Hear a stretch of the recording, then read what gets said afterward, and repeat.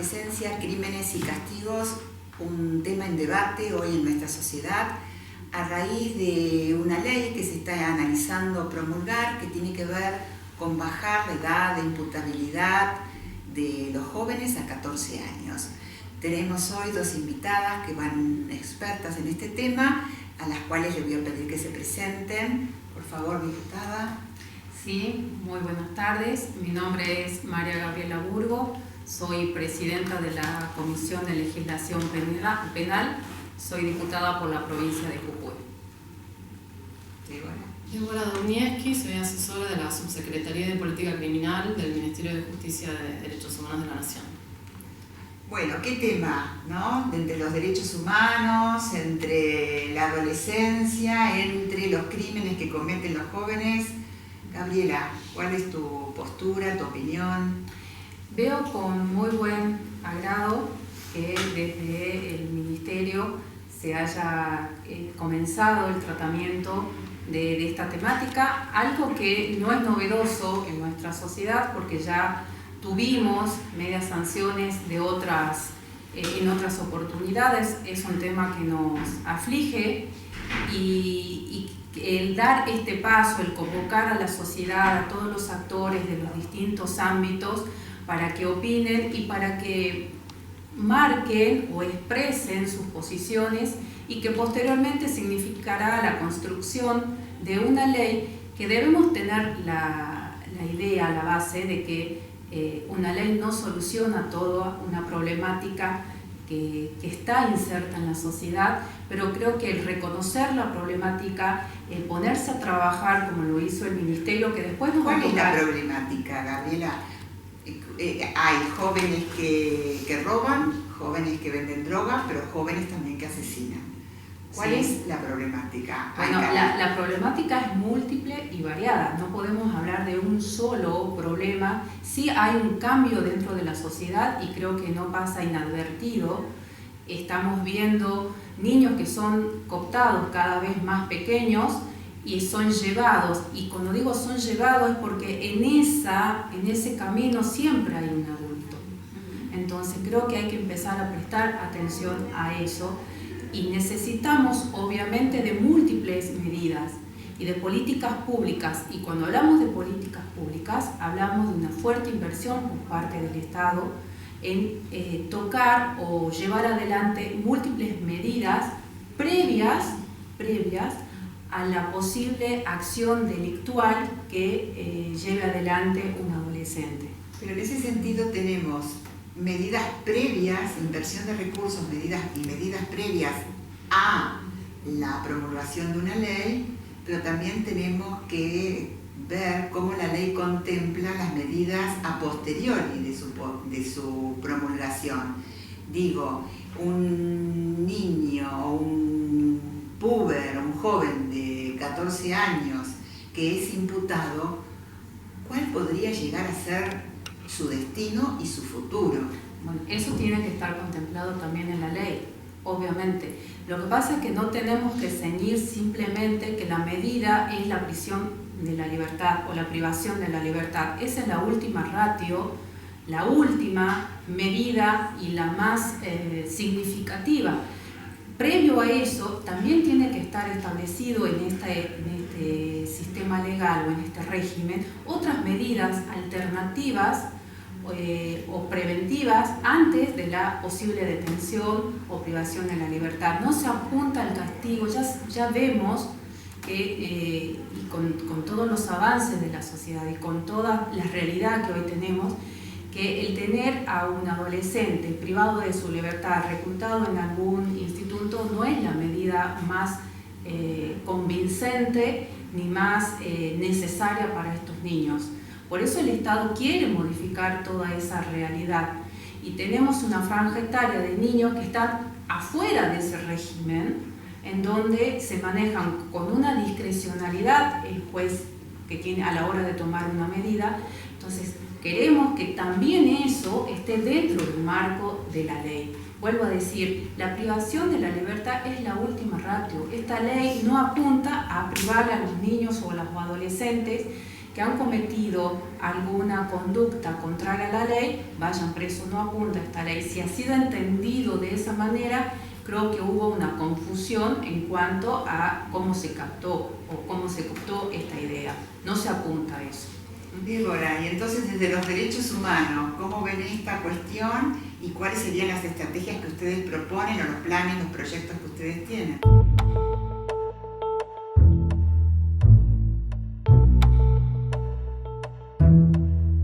Es una ley de la dictadura militar que no tiene ninguna intención de generar medidas socioeducativas, sino una cosa exclusivamente tutelar, donde confunde si un chico está cometiendo un delito o si un chico está en estado de vulnerabilidad.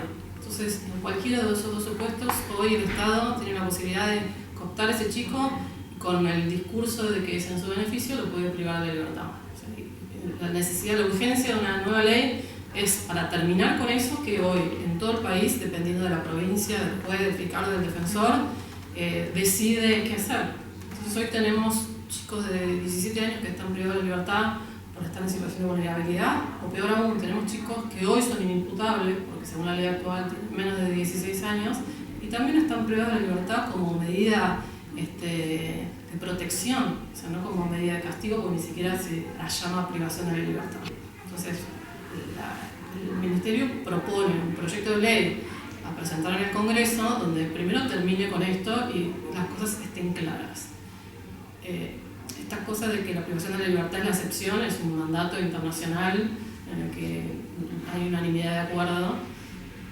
El tema es que los estándares internacionales establecen que la privación de la libertad tiene que solo aplicarse para los delitos más graves, y hay toda una discusión de cuáles son los delitos más graves, porque la realidad es que la población que delinque pertenece a estratos sociales bajos, muy vulnerable, y hay muchos delitos contra la propiedad con armas, que es también una realidad actual. Entonces hay una discusión de distintos sectores de si los delitos contra la propiedad con mucha violencia también tienen que justificar una privación de libertad o no. O sea, en la sociedad hay un deseo de castigo, realmente. El problema es que la realidad actual ha dejado con esta cosa tutelar de trabajar dos aspectos. Uno, que es la responsabilidad sobre el hecho. Es decir, desde un abordaje pedagógico, con todas las especialidades que requieran los profesionales que tengan que atender a un chico, trabajar sobre la responsabilidad del hecho que cometió para lograr la prevención, es decir, la reiterancia de nuevos hechos. Y por otro lado, que todas las respuestas a esos delitos tengan contenidos socioeducativos, que es lo que hoy no hay. Y todo esto, por más de que la ley tiene como eje central, como respuesta al delito, medidas socioeducativas, no va a depender solo de la ley, ni es que se necesita una ley para que haya medidas socioeducativas, porque hoy tenemos la Convención Internacional de los Derechos del Niño y muchas otras normativas internacionales que sí lo establecen, y aún así hay mucha resistencia a aplicarlo. O sea que depende de las provincias, de las ideologías, de las capacitaciones, de los presupuestos. Entonces lo que se propone es un sistema penal juvenil que abarque todos estos ejes en forma articulada, porque si no es articulada no va a ser posible. Nosotros los psicoanalistas justamente lo que proponemos en este debate es que no solo hablar de socioeducativo, sino poner en el eje de la cuestión lo subjetivo, que hace a la responsabilidad, porque una cosa es la acusación sos responsable o no sos responsable, y otra cosa es lo que cada sujeto siente como su responsabilidad. Por lo tanto,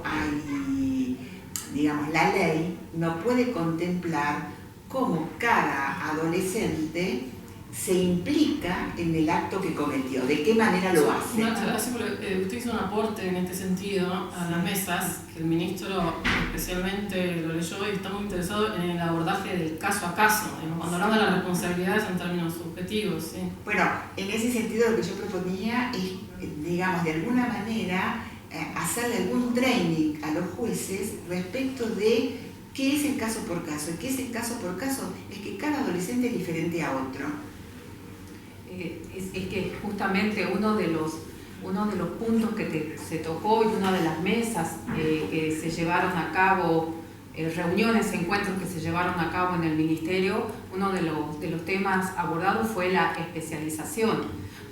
para todo esto necesitamos que todos los actores que intervienen directa e indirectamente en este proceso tienen que ser personas altamente capacitadas en esa problemática, tanto los que lo tocan directamente como, hablemos en una posible, ya yendo a un proceso judicial estrictamente, como los tribunales de alzada, y cada una de esas instancias debemos tener personal capacitado para eso. Y respecto a lo que decías, Mirta, coincido con vos, y creo que así fue entendido también, el tema de la responsabilidad y el tener la conciencia clara del hecho que se ha cometido. Podemos llamar medidas restaurativas o medidas alternativas, pero no deja de ser una sanción o una pena por la conducta que se ha cometido, para que ese adolescente o ese niño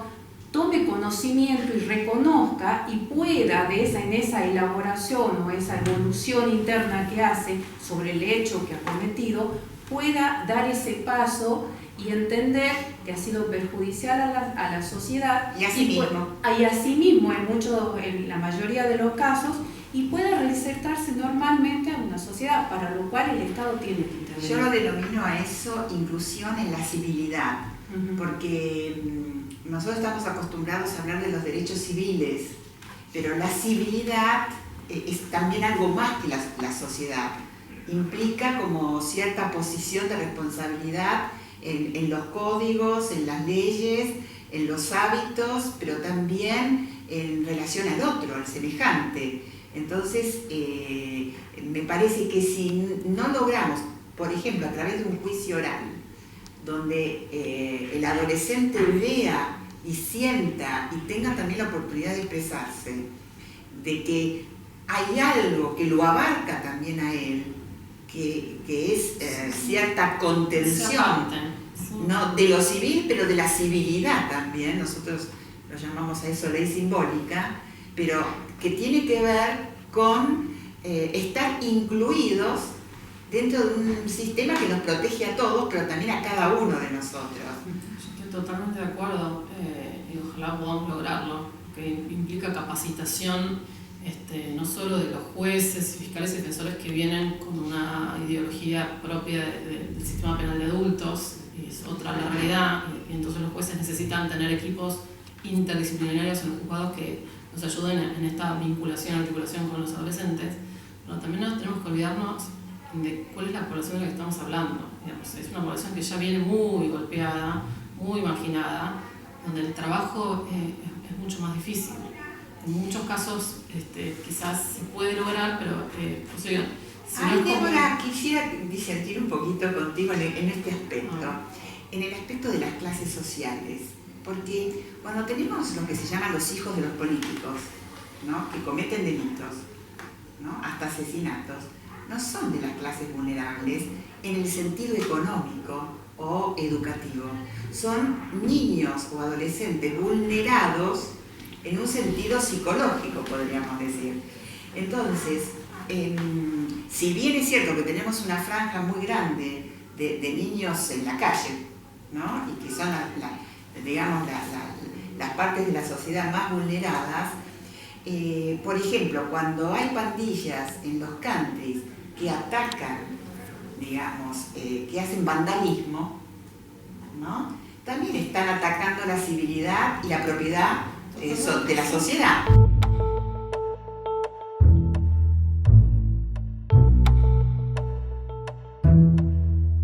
Se dan varios factores, porque también en una de las reuniones saltó el tema de la necesidad del acompañamiento y que se involucre la familia.